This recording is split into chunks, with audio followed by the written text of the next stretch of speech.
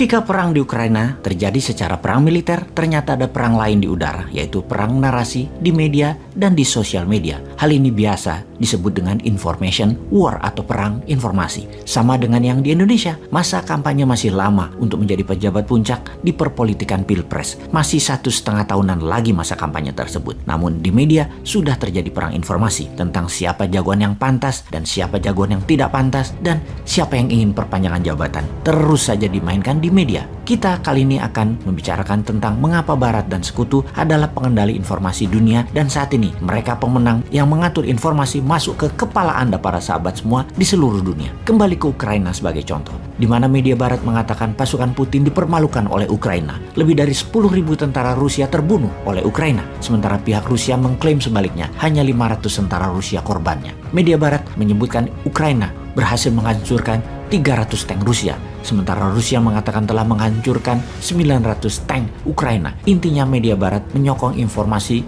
kepada rakyat Ukraina dan dunia bahwa Ukraina berhasil mempertahankan tanah air mereka, sementara Rusia menginformasikan kepada rakyatnya pasukan pembebasan Rusia berhasil menaklukkan sepertiga wilayah timur Ukraina yang membuat tanah air Rusia akan terlindungi dari serangan agresi NATO.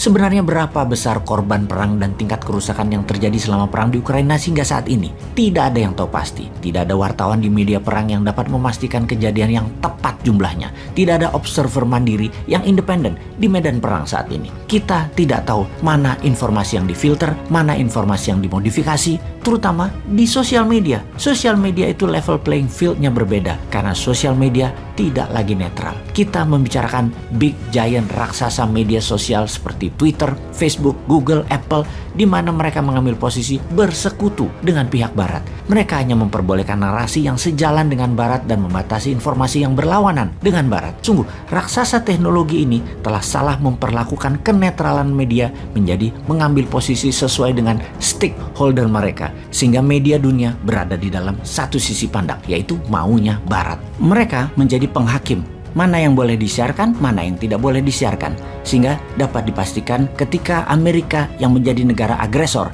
apakah Amerika dikatakan menjadi penjahat perang? Ketika Amerika menginvasi negara lain, apakah para raksasa teknologi tadi juga akan menghujat Amerika dan memberikan sanksi kepada Amerika? Tahukah Anda berapa negara yang pernah diinvasi Amerika? Atau ada Amerikanya yang sedang bertarung di sana saat ini? Dari 193 negara yang diakui PBB, Amerika pernah dan lagi melakukan invasi di 84 negara, dan tidak ada satupun intervensi Amerika tersebut dikatakan seperti apa yang Rusia lakukan ke Ukraina sebagai tindakan yang salah dan tindakan kriminal terhadap kemanusiaan oleh giant tech media tersebut. Yang mau kita katakan kali ini adalah kemunafikan raksasa media ini karena ternyata mereka dibayar untuk memihak. Mereka tidak murni dan ambil posisi ke yang bayar. Yang para raksasa teknologi media tersebut misalnya di tahun 2021 mendapatkan keuntungan yang sangat besar dalam mempromosikan Amerika War on Terror, kampanye anti-teroris dan melabel teroris oleh Amerika kepada dunia, terutama Google, Facebook, Microsoft, dan Amazon.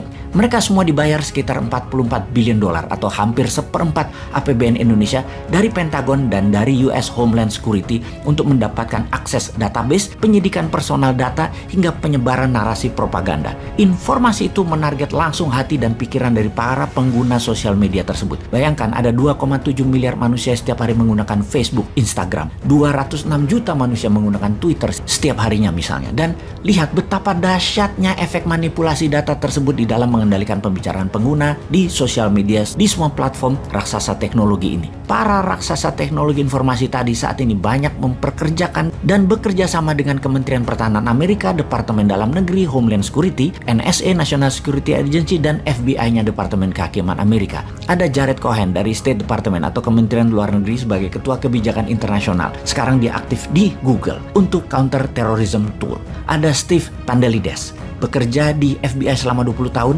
sekarang juga aktif sebagai Direktur Security di Amazon. Ada Joseph Rozek, bekerja di Kementerian Pertahanan Amerika dan saat ini bekerja di Microsoft sebagai Direktur Homeland Security.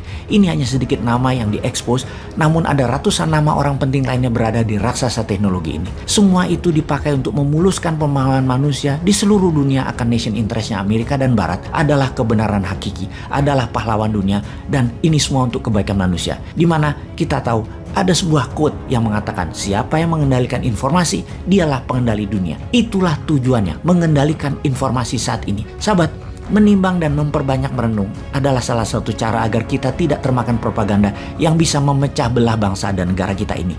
Seperti banyaknya narasi kebencian dan pemujaan terhadap satu sisi dan sisi lainnya yang kita harus pilah dan keluar.